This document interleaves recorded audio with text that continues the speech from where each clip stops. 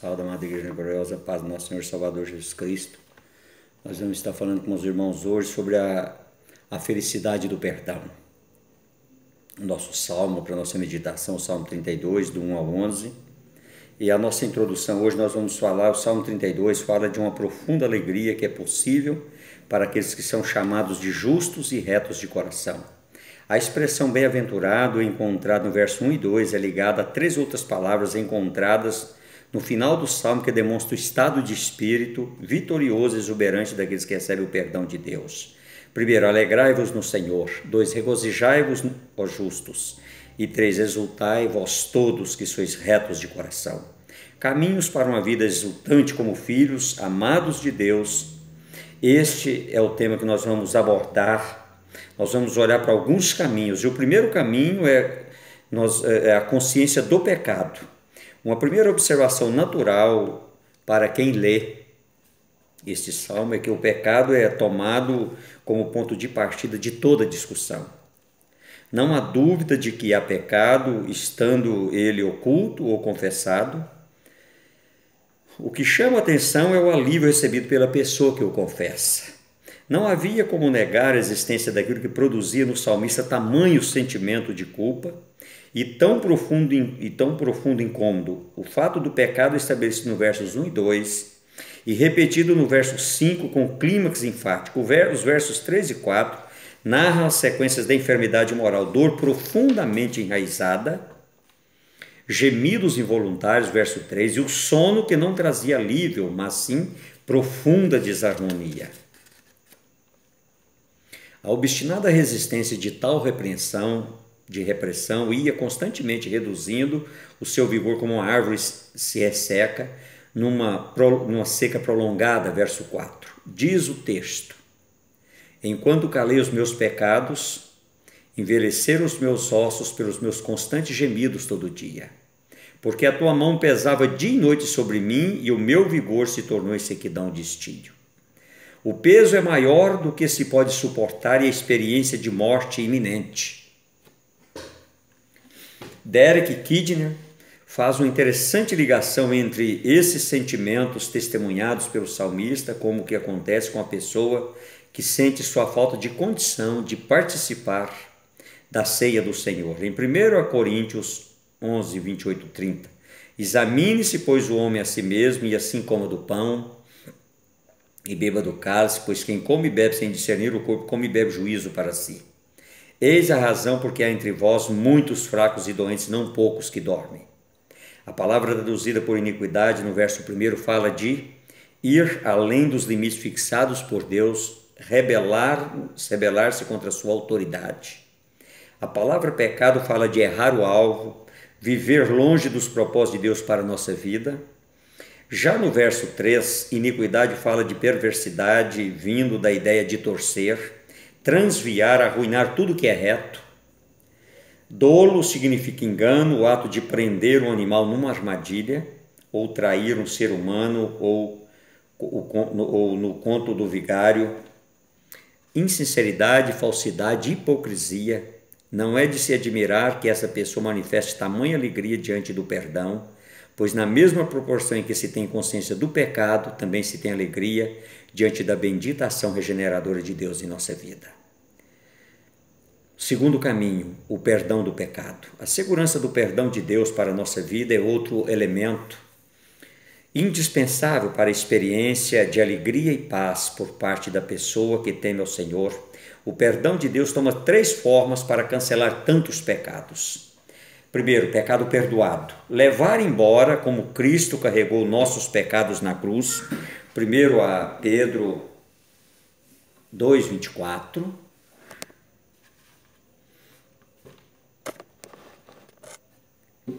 Segundo, pecado coberto. É a expiação. O crente é escondido ou revestido pela justiça de Cristo. E 3, atribuição de justiça.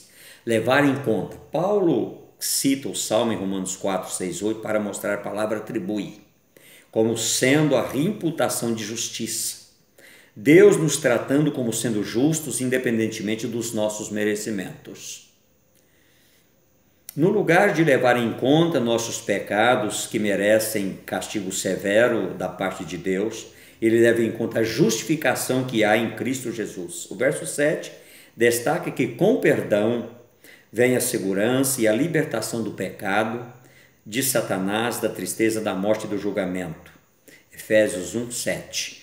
O Novo Testamento nos ajuda a entender esse precioso ensino com o registro da história da mulher que lavou os pés do Senhor com lágrimas e lhe enxugou os pés com os cabelos, além de ungir-lhe a cabeça com bálsamo. O texto está em Lucas 7, 36, 48.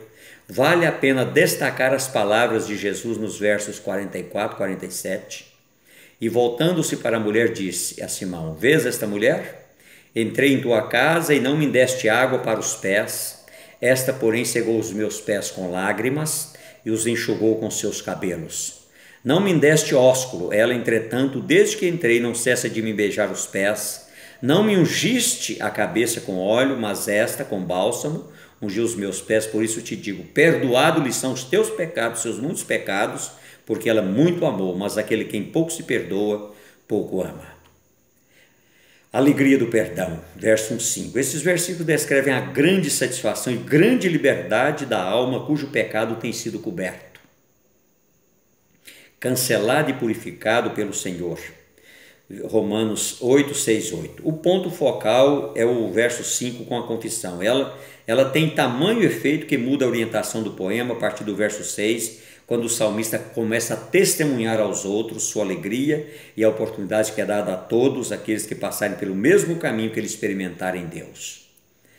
A base da oração confiante. A experiência pessoal de Davi sobre o perdão de Deus, versos 1 e 2, é apresentada como base de um convite para que qualquer pessoa piedosa ore confiadamente enquanto o Senhor pode ser achado, versos 6 e 7. Esta porção do texto é muito parecida com Isaías 55, 6 e destaca que a vida é incerta em nossa libertação do orgulho e da paixão é como um enfrentamento de uma tempestade forte. Devemos enfrentar nossos temores, tomar decisão firme e buscar o Senhor enquanto há oportunidade no tempo da graça de Deus. O terceiro caminho, o abandono do pecado. O verso 8 e 9 são paralelos aos 3 e 4. O ser humano culpado, silencioso e doentio é substituído pelo novo homem pronto a dar o seu testemunho pessoal. O isolamento com o pecado é substituído pela comunhão e edificação mútua.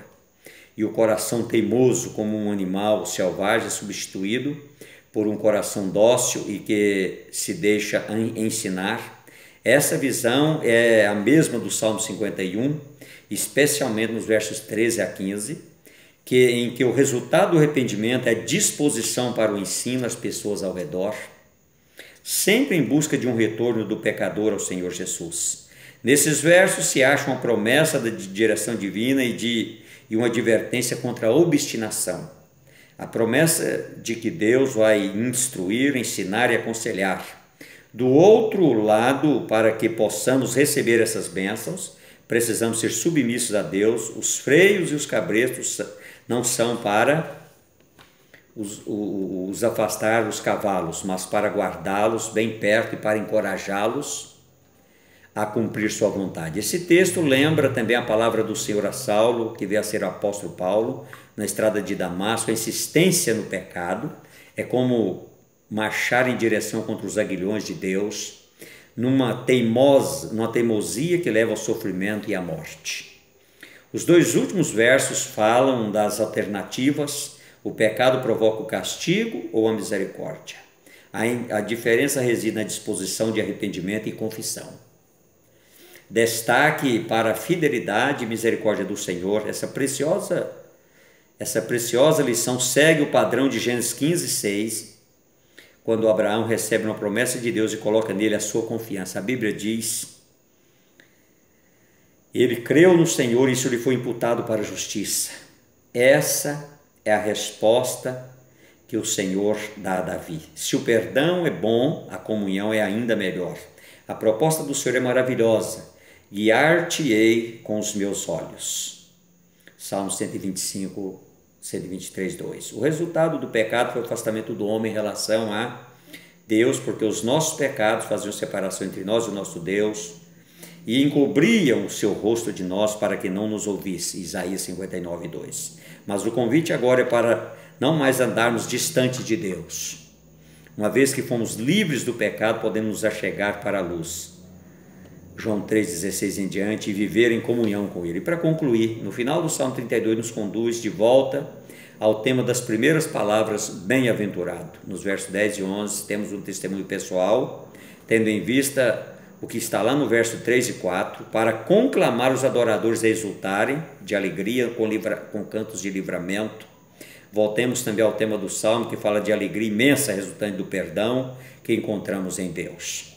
A consciência do pecado, a confiança de que o Senhor fiel e maravilhoso nos perdoa em Jesus Cristo. Ele é fiel e justo para nos perdoar de toda injustiça, e os novos caminhos encontrados a partir do encontro com o Senhor vão nos dar esse sentimento maravilhoso de alegria e paz, exatamente como só podemos encontrar em Jesus Cristo nosso Senhor. E você, tem desfrutado alegria e paz vindas do único Senhor e Salvador Jesus Cristo? Se não tem, ponha já em prática o que aprendeu e busque isso no Senhor. Eu gostaria de te agradecer nessa noite, em nome do Pai, do Filho e do Espírito Santo. Amém e amém.